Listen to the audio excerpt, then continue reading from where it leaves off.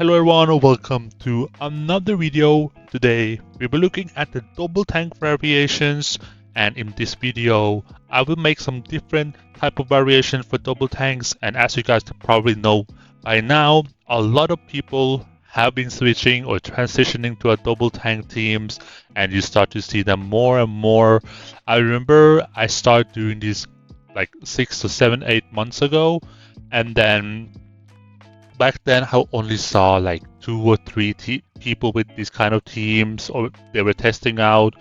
I like the idea, then I tried to put it on my own, and I started making them, and then I start to see a lot of people getting or transition to a double tank. Or it doesn't have to be like a generic double tank, it can be different variations. And I've been having my double tank mod for, I would say, like completely for 6 months now. And since then I've seen different kind of variations, and in this video I hope to be showing you guys different kind of variations. Whether you like it or dislike it, it really depends on what you guys have or stuff like that, right? So yeah, that being said, let's continue and see what kind of variation we'll be seeing in this video. Now let's take a look at the frontliner for the double tanks. Here I put Shin on the left and the rest on the right. The reason why I put Shin on the left is because, in my opinion, he's the most essential immortal for the double tank team, and he is the most important one, I think, because he can flex into, or not flex, but he can team up with all of the immortals on the right side here, while some of the immortals on the right doesn't really work well together with each other. Shin gonna be working well against all of them. And you have Charles and Shin, which is the one I currently use with, and I find it to be very strong. And I have a friend, he also used Bjorn with Shin, that is super strong as well, even stronger than me. And also he have Athena that he can flex into the double tank as well against specific matches like King Emperor and Genghis Khan matches, right? So you have different variations, but in my opinion, I would never put the 4 immortals on the right here together, because they're all, first of all, they're all Shieldmen, right? Shieldman is pretty good, but I'm not really big fan of have double Shieldman frontline, especially the double tanks. And we have Anubis, which is not very popular in terms of double tank. He is in the meta right now with Wukong and Fu Fei and Ninetales, the Chaos meta, the current meta. He is definitely in there, but in terms of double tank, I don't think he is that good. I think Bjorn can do what Anubis doing in the double tank as like almost as good, right? So, and also Bjorn is way cheaper.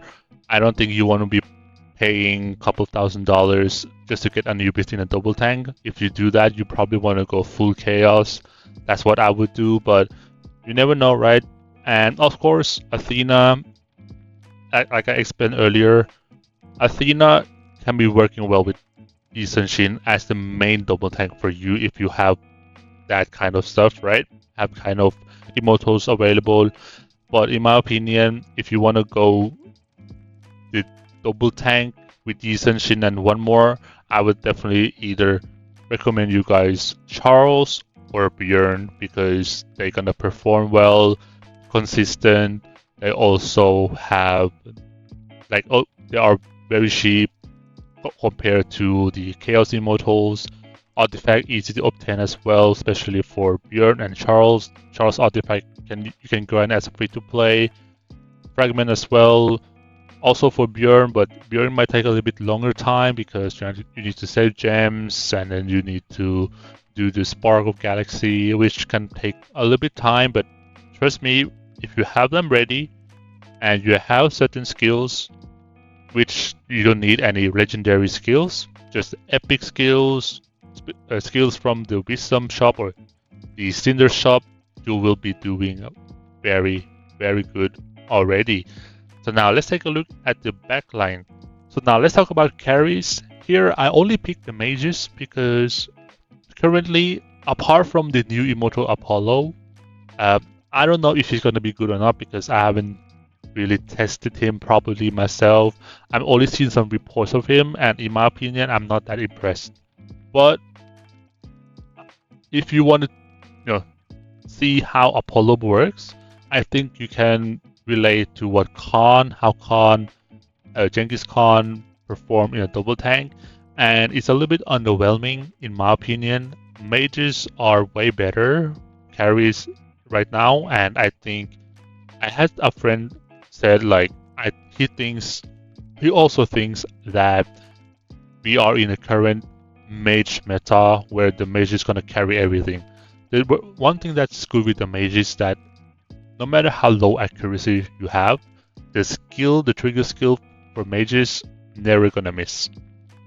That is huge bonus, right? While physical, you might be able to miss, which can be crucial if you miss too much, right?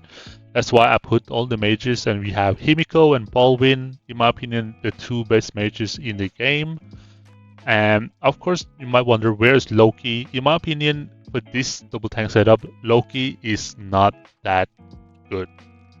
Loki is more of like, if you want to go with one tank, one attack immortal frontline, and then you have Loki and then support, I think that is better comp for him personally.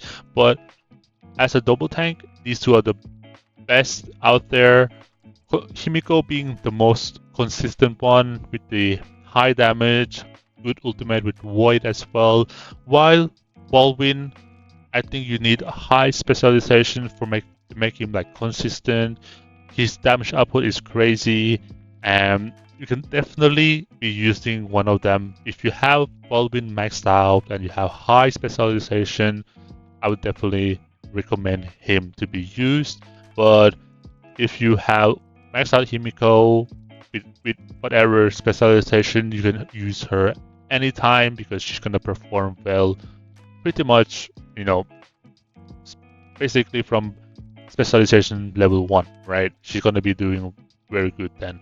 But Baldwin, in my opinion, you're gonna need a little bit more, maybe specialization level 3, 4, 5 and up before he can perform consistently. So yeah, that being said about the backliner, let's take a look in the game and my mods and see what kind of skills I do run on them. Now let's take a look at my variation of double tank in the game. So I run these skills. Of course, there are some skills that I miss, like infinite firepower for Himiko, and also the new skill that I will be playing for, which is going to be energy mastery. But other than that, and of course I miss life protections, right? Other than these 3 skills, I think I should have covered everything in terms of skills. And you can see I just reached 800k. It's a milestone for me. I'm very happy for it because I've been grinding for a very, very long time.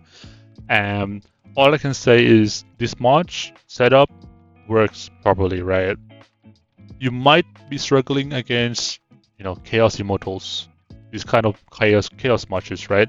But in general, this mod is going to be performing well. You're going to be super strong, and I personally like double tank so much, especially Yisenshin, right? He's one of my favorite immortals in this game. And also, you can see here there are some of the skills that already been released, but you need to wait for it to come in the Cinder shop, like Corrosive Power, Psionic Tide, and Heart of Arcana, right? If you didn't get that during the recharge pack, then you might have to wait a little bit, right? So let's take a look at another variations that I have is with Bjorn. I think Bjorn is very good as well. Work very well in general because Bjorn have very good ultimates that can help out with the damage for Himiko. So in my opinion, it's very good to flex into. As you can see, my Bjorn is quite low at the moment, so I have to wait a little bit.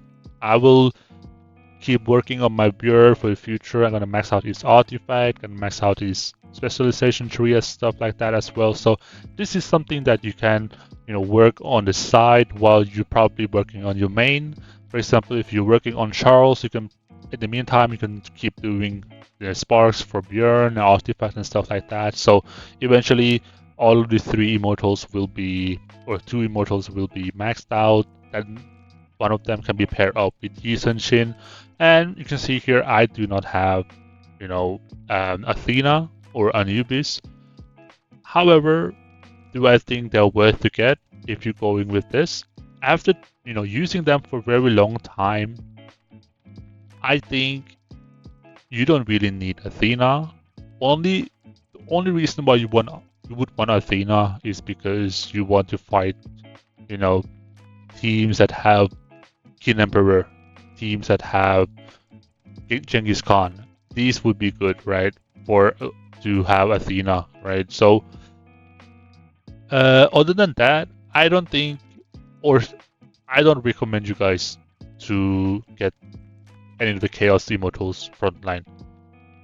The only Chaos Immortal that I recommend is Fu Fei, because she's the game changer for you guys. And yeah, that's basically 2 of my variations. Of course, you have more, but it's very difficult to build around, because if you want to see me testing them, you can actually see in the arena testing my own March right here.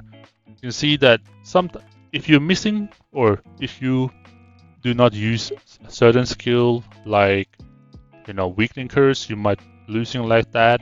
But most of the time it's going to be something like this, right? And the damage output is going to be like something like this, where Himiko's doing all the damage consistently, 70 to 80, 90 million all the time, which in my opinion is very good. You can see here I try to attack a Chaos March, and I'm losing his, I would say one of the weakness with double tank is definitely the Chaos Marches. So you should be aware of that. Maybe if you have Björn here, it might be working better against these kind of marches. But in general, you can see here I'm doing fine. I'm beating a lot of people. Sometimes I'm losing here. Like I said earlier, if I had weakening curse, I'd probably beat him, but for now I don't. I lost there, and you see the losses here. You see sometimes you can go like this, right? It happens, and see Purple Moon. He's very strong guy. He has good March. I think this March is pretty strong as well. So this is pretty good. You can see some losses, but you can see some wins, right? As most of the time I probably swept them with my double tank here. Usually it's something like that, right? So now you have an idea what you can work towards, and I'm gonna show you guys this. So before I end this video, so I hope you enjoyed watching this video and my explanations with variations of the double tanks and stuff like that, with different immortals when you want to build double tank. And also I hope I managed to give you an idea, if you are transitioning to double tank, what you should do first, what you should be